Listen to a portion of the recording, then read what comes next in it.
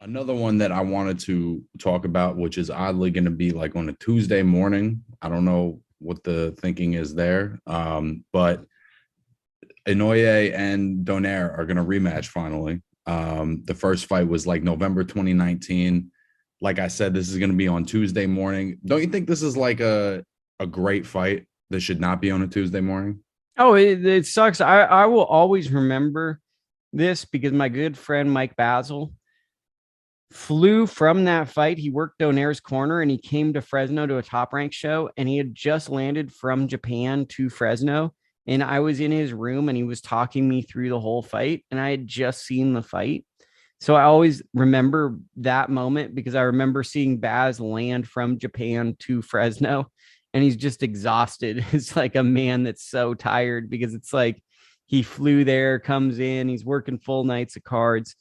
And I think it just speaks to a big issue with Inoue's career is he is a massive fighter in Japan, and it's obvious he's one of the best fighters in the world. Yet it doesn't seem like the complete world is tuning in. It's like he's a certain subsection hardcore fan will turn in, but for his talent, he's not, the world is not stopping to watch him. And that's a troubling trend right now because this should be a fight that's circled and anticipated. And I think 95% of fight fans are going to sleep through this and maybe just see a result through like Supreme Boxing on Instagram. I know that I didn't even really process that that was a different date than all of these other fights. And I'm looking at it and it says June 7th. I'm like, I mean, this is just as big of a fight as any of them, to be honest, in some ways, between the significance of the first fight. This is also a unification fight. Um, like you said, Inoue is one of the most exciting fighters in the world, and Donaire is probably a Hall of Famer. You know what I'm saying? This is not like this is a way more important matchup than Golovkin and Murata. Now, obviously, that was on at 5 o'clock in the morning, but my point being, like, this is an important fight to be inaccessible. And I think that it just comes down to money. They can make the most money, and this is probably the day they could get. But I think the issue I have is it's like Donaire is basically Inoue from 10, like Donaire was Inoue 10 years ago. That's who Donaire was, the big little man. And now Inoue is basically looking at him 10 years from now, or 20 years, or 15 years, whatever the age is. And this is a really compelling fight. Yet, since like Inoue's tried to come to America with Top Rank, he hasn't really made a dent in anything boxing, really. He's been a guy, like kind of an afterthought, kind of made no connection with American fight fans. And it's kind of strange because he has a lot of the traits of like fighters that tend to do that, like Golovkin and Pacquiao, where it's like they just show up, they don't really say much, and they knock people out. That tends to be America's favorite way to access a foreign fighter, knockout, and then they show up and then they just barely say anything, kind of like they're Bill Goldberg. A part of me wonders if it's ever going to happen for Inoue because it's like he has the complete package: timing, speed, power. He's beaten good fighters, and still it's like it's hard to fully care, and And it's this so is the big strange. fight. And this is the big fight. You know what I'm saying? And I'm not going to lie to you, like I'm excited about this fight, but I'm not super excited that I'm going to wake up in the morning for it. Like it's not like, and that's strange, right? Because I love boxing, but it's like he goes out of sight, out of mind for so long. I start to forget how good he is. Like that's the issue with Inoue right now. It's like when I think he was fighting one of the Maloney boys, and Tim Bradley was saying something about like, oh, I don't get it. I don't get what all the hype is. And then by the end of the fight, he was like, nah, this is a bad boy right here. I feel like that's everybody that watches him. Like they're like, I can't remember if that guy was that special or not. And then by the end, you're like, this is the guy I want to watch. But the issue is like when he has one of those, like the Jamie McDonald first round knockout, great fight. It's like he'll get a first round knockout and then we're waiting a few months or we're waiting 5 months. And it's like, this is a guy that I feel like, especially if he's right, like knocking off these knockouts, this is a guy that could go on a world tour, Japan, Britain. Like if he's getting first round knockouts, just keep this guy going because it's like this is like a lower weight Mike Tyson. And it's just like I feel like at the path he's going, he's a brutal knockout waiting to happen because he's so inactive. And it's like he's at some point he's going to meet someone that's just as physically strong. Well, I think in a lot of ways Donaire might be as physically strong because he's naturally bigger. He's already fought at some higher weights. I was thinking about like, and I think this is pretty much a 60-40 fight towards Inoue. Nonito's had such a great stretch the last couple of years, and the first fight was so close. But I still just barely give the edge to Inoue. But I was thinking about Nonito's career, and I was just, what is your take on like the stretch of his career that kind of went from the second Darchinian fight up to like the Frampton fight, where he's at these higher weights, he's losing decisions to guys like Magdaleno, and now when he comes back down, he's this dominant guy again. Like, what is your take on that 5-year stretch? Well, you got to remember, I wish I had my photo of me and Nonito together. That's one of my rare smiling photos. Like that, I have a photo with Nonito. Like when I was first coming into the game, Nonito was the boxer of the year in the Bay Area, and he's Right. from the Bay Area. You got to remember, I've been around Nonito Donaire Senior a lot. I really like Nonito Donaire Senior a lot. I've been around Glenn Donaire, who many people thought Glenn was better than Nonito when they were coming up, right? So Nonito Jr. I think the issue with Nonito has never been talent. It's always been motivation. And anyone that tells you about Nonito, that's going to be the thing. Because, like, the big thing from people that were working in his camps would be like, okay, Nonito's training hard today. It was never about the talent. It was just getting Nonito motivated to want to train because he's a guy that would want to spar. He's a guy that would want to do certain things. He's a selfless person, but he's never been a gym rat. And I think that what happened was, correct me if I'm wrong, he wasn't around all the Bay Area people. He had moved to Las Vegas, and I believe he had been kind of running his own camps for those. And what I think you saw was that's what it looked like. The Frampton fight in particular looked like that's what Nonito Donaire looks like if he's going to run his own camp and he isn't fully motivated. And I think 126 was a weight class where he got away with a lot of bad habits. Like he didn't have to be as disciplined and train as hard to make the weight. And I think guys that have issues with discipline at times, you never want to play that game. I think forcing himself to mentally go back down in weight has been really good on him because he knows he can't cut corners. He knows he has to train to make the weight. And I think that really what we're seeing is Nonito going down in weight re-sparked a fuse in him. But also, like, when he fought Jesse Magdaleno, I thought Nonito beat Jesse Magdaleno. Like, he's had a lot of these weird performances where people like act like he's washed up. I just think that Nonito is very inconsistent. He has trouble consistently putting forth amazing performances. He'll put together one of the greatest fights you've ever seen, and then he'll give you a dud, and then he'll give you a great moment, and then he'll have two snoozers. It's like he doesn't ever kind of consecutively put it together, at least off the top of my head. So how do you think he's been able to maintain this longevity and even kind of find like a second prime at 37? Incredible talent, generational power, and I think also just getting re-excited in the sport. I can speak to that in my passions. Sometimes, like, I think he hit a point where he was extremely burnout on boxing and might not have loved it and was just going through the motions. I think he refound his love for the sport and wanted to actually accomplish something again in the sport. And I think when he saw Inoue, that got him excited.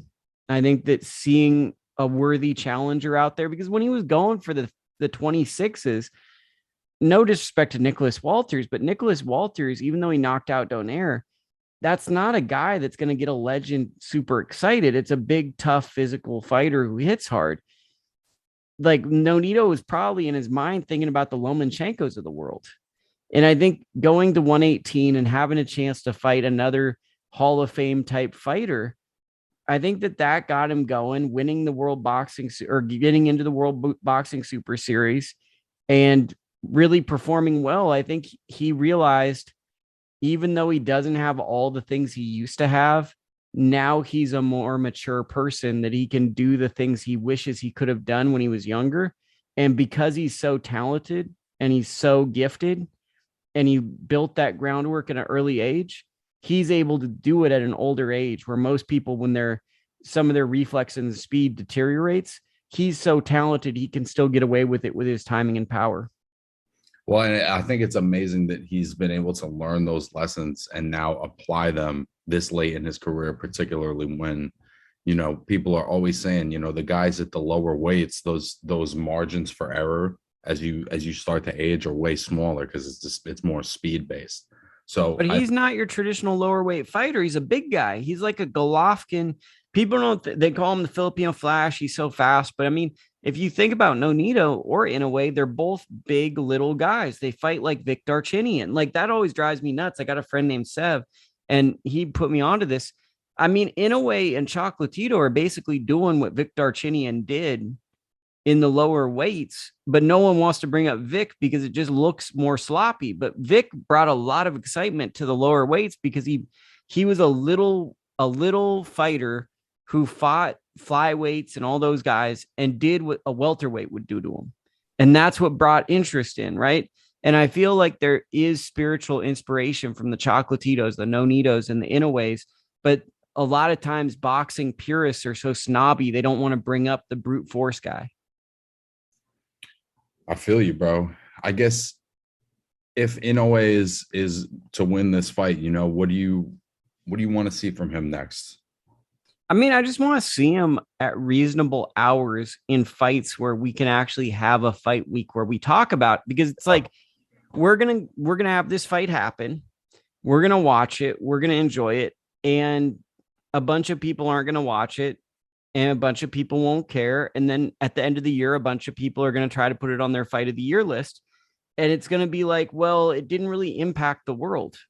And that's a part of a fight of the year. Like, you have to pick the fights that matter in the world. And it's like when he fought Donaire the first time, the world stopped. It was such a good fight. People went back and revisited the fight.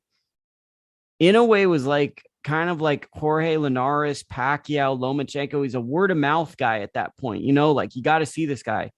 I feel like the soup has boiled over. It's like he should have bubbled by now. That was 3 years ago. He should be the star now.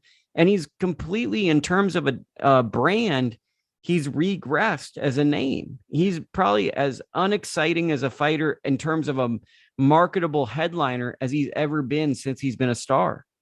Do you think that's being at 118, or you think that's just how he's moving? I think it's just a slew of issues, right? Like it's like he had a West Coast American promoter with Top Rank at the time of a pandemic, when it's probably really hard to fly him from Japan to America. So there's this logistical nightmare. And then I think you have that issue we were talking about earlier with Showtime, right? So Showtime's really invested in 118 and 122. So they have a lot of the good fighters. They were going to make the John Real Casimiro fight. He moves. Now, like, what's the next fight for Inoue? Maybe Paul Butler. But it's like, because the new normal is just like networks picking up fighters and monopolizing divisions, a guy like Inoue, like they have to kind of get creative, or they have to be willing to sacrifice everything to get opportunities. And that's just the nature of what boxing is right now.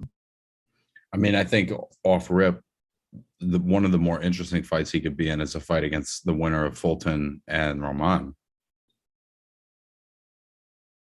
Yeah, I mean, just anyone that's interesting. Like the fight I like is Raiz Aleem. Like I just think Raiz Aleem can't get a fight. So it's like, if a guy can't get a world title fight and he keeps calling out people, in a way, like we want to see him fight in America, why not put that fight in Vegas? Raiz Aleem versus Inoue. That's a good fight. I just want to see him fight in fights where like we're actually excited, where he gets a full buildup. This fight's happening on a Tuesday. His media week is going to be overshadowed by the Haney fight and the Fulton fight. His weigh-in is going to be absolutely inconsequential. It's going to be on Monday when I'm in my office right here working. It's like there's going to be no buildup. It's going to be I'm gonna have to make a note on my computer to say, don't look at any boxing website. Just try to go on YouTube or ESPN Plus and watch the fight and hope that the winner isn't in the picture. Like it's not a guy raising their Yep. hand. And that's what this fight is to me. I think there's some truth to that. I think the flip side, the only flip side in my mind is that like in this new um multiple promoter streaming era, there's a lot of other countries where boxing is really big. And for this particular fight, they may have felt like, we can make a ton of money on this without focusing on America. And the Japanese people are going to, show it just as much, if not more love than the American fans. And so it's almost like, in a sense, not every fight needs us to be a big deal. I get that, but I also would like to see him become kind of a legend. Yeah. And I think he needs to fight a little bit in the UK or America, because if he's just a Japanese fighter who's legendary, then like he just becomes a famous Japanese star. And I can't think of many Japanese stars off the top of my head that I can even think of. And that means that it's more of like a local market or a regional star. And I think he has the talent to be a worldwide icon in the likes of a Manny Pacquiao or a Golovkin. So I think he's at a crossroads where he has to decide, what does he want from this sport? Does he want to be in this position in Japan, fulfilling title defenses and doing that? Or is he trying to become a global ambassador for boxing for Japan? Yeah. 100%. Do you think we ever see Inoue and Chocolatito? I think the boat's sailed. That fight should have happened at 115. Uh, that boat's gone. Like, I just don't think it's gonna. I don't even think we're gonna get Estrada and Chocolatito unless they're both washed up. Like, I think Franco's gonna beat Estrada. Like, Estrada is one of these guys. Like, he pretty much, in my opinion, lost to Chocolatito in his last fight, and then he basically took like a year off of the sport. He's inactive right now.